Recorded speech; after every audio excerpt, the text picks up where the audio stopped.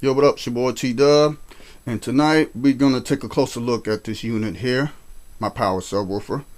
I got one over there. It's already sitting over there along with my JBLs.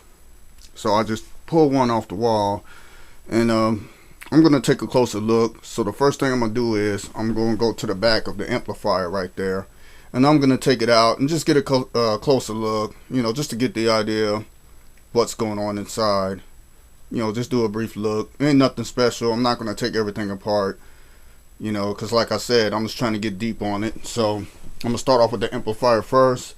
Then in the front, I'm going to take the grills out, take the woofers out, and have a look at the suspension and, you know, the lead wires and the magnet size and, you know, the coils and, you know, stuff like that. So here we go. Okay, now I got it open, and this is the first time I did this, but here's the inside of the amp. With a light so you can get a closer look. So here's the amplifier. Here's the inside of it.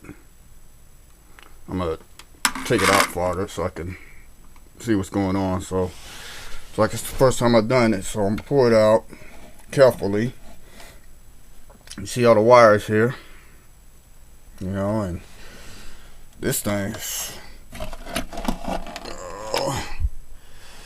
okay.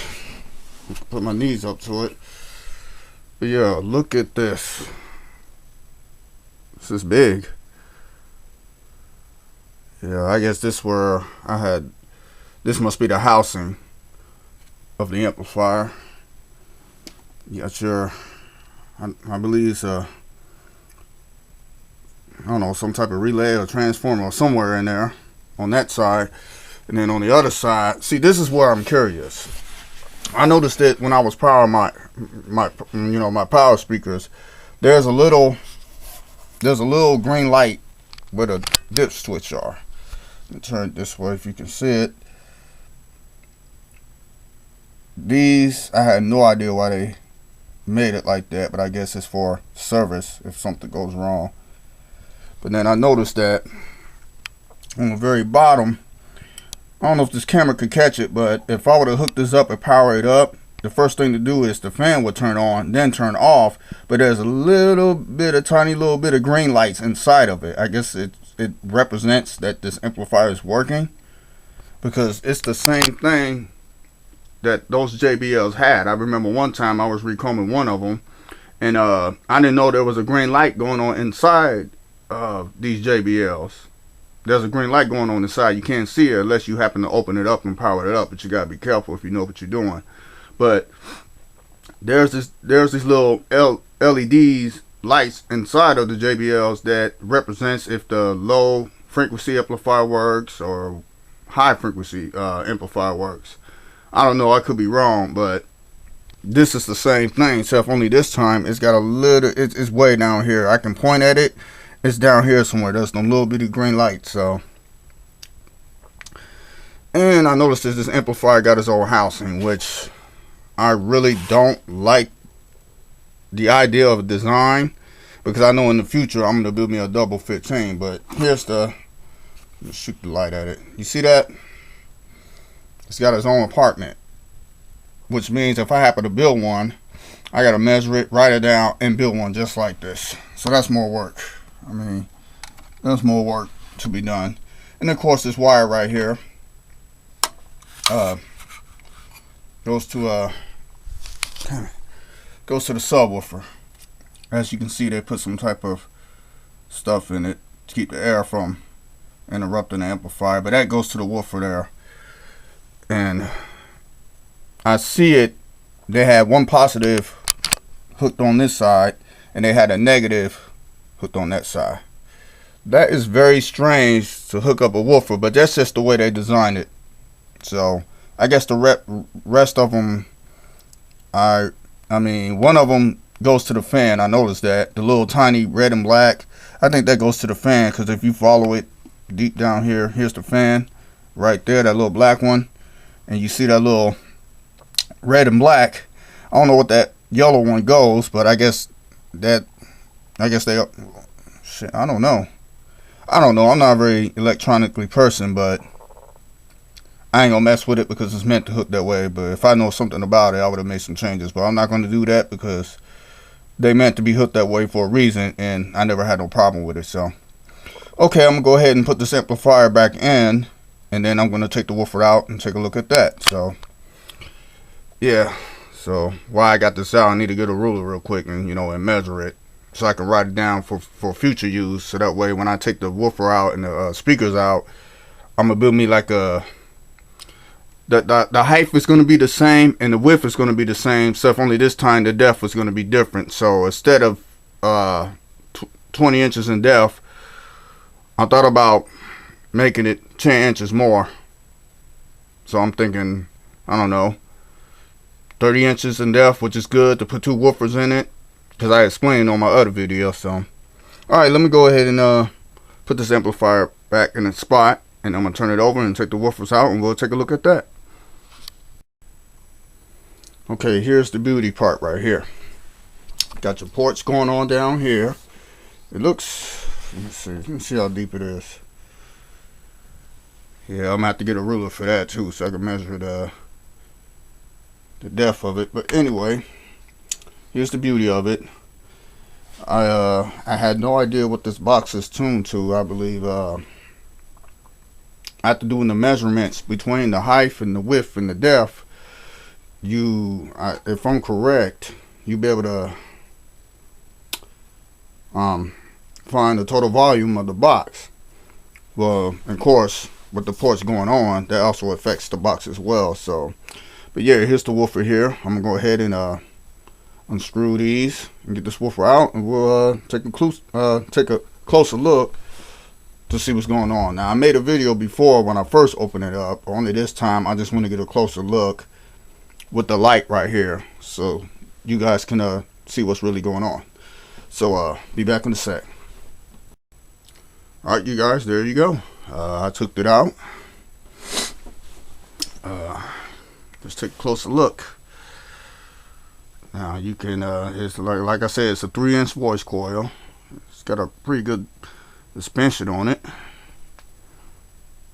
The lead wire's on it's on the other side. Let's find it. If I can get around without destroying stuff. Here's the lead wire. So you can see. Sorry to do all the shaking there. I'm just trying to catch it. But yeah, if I can be able to free these, I'll be able to show you guys better. So give me a second. Alright, and she's out. So now I can expose the box here to give y'all an idea. See the inside. They did a little bracing. Like I said, it's not the best, but that's just a start. Here's where the vent comes in right here. Let's go deep inside. You can see,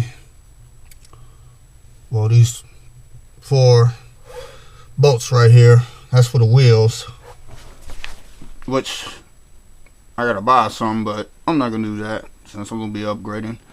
But that's to put the wheels in. Here's the inside of the box. Here's the wire that goes to the woofer. Here's this stuffy in there to keep the box from vibrating. And they braced it up. So that's what it looks like. They braced it all on that side, all over here. And yeah. Woofer over here, as you can see, very nice size. If I turn it over, I'm gonna have to be careful with it. I'm trying to show you guys there we go. See that?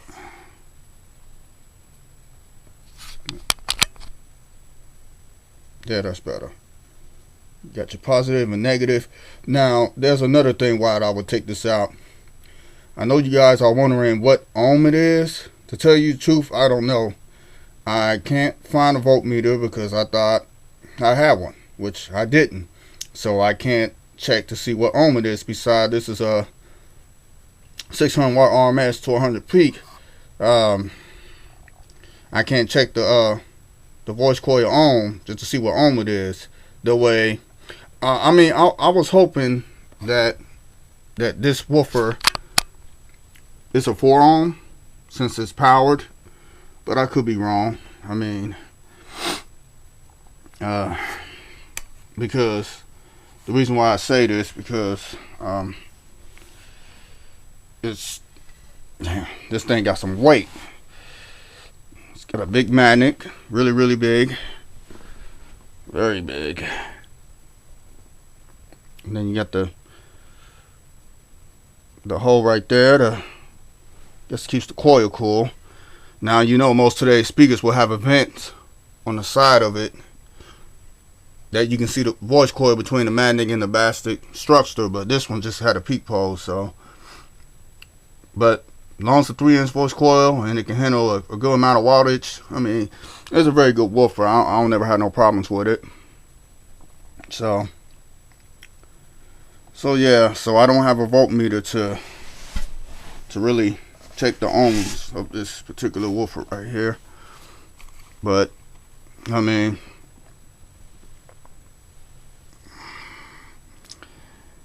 you know, I was hoping it's a 4 ohm. If so, I'll be able to buy 415s in the future, get a 2A ohm woofer. Each of them is like what, 250, 200 watts each. Wire them together. Not only you add the watches, but you also divide it in ohms into a 4 ohm, because each woofer is an 8 ohm. That the ones I'm gonna get. I'm gonna get 4 of them, like I said on my other videos, to where I'm gonna have 2 of these on one box that I'm gonna customize and build. It's gonna look something like this. It's gonna be 30 inches in depth, and I can wire them in parallel into a 4 ohm load. And since this amplifier is only capable of putting out 600, you know, that'd be a good match, because that leaves the amplifier 100 watts free without stretching it, or stretching it out, I should say. But yeah, there's no way I can check the ohms of this without a voltmeter. But if I do, I'll let you guys know in the future videos. So there you go. I'm gonna put her back together, make sure everything works. And I know some of y'all gonna ask me, why can you do a excursion test? I'm not gonna do that to this particular woofer, because if I do that, you're gonna risk damaging the mechanical structure of this woofer playing at free air. It's not meant to play in free air. You got to put it in the box to do that, because some people would do it without the box. I've seen videos that people would take their woofers out, and they would do it to car woofers, because they, you know, they made different. But when you do with woofers like that, you're just gonna damage it. You know, they tend to get very expensive to replace, unless you happen to come across one with a really good woofer. But I stick to woofer with a bigger magnet, with a bigger coil, because they're not cheap. So that would be stupid to do that. Especially I had this for like, I don't know how long, a couple months. They still brand new. So I'm not going to do that. I'm not going to do no excursion test, because I know some of y'all going to ask me that. I thought about it, but I'm not going to do that unless I happen to find a 15 laying around that I don't care about. Then I'm going to do an excursion test just to have fun with it. But sorry, I can't do that. So I'm going to go ahead and put it back in. And that will be it. Pretty much, that will be it. Alright, it's your boy T-Dubbie. I'll let you later.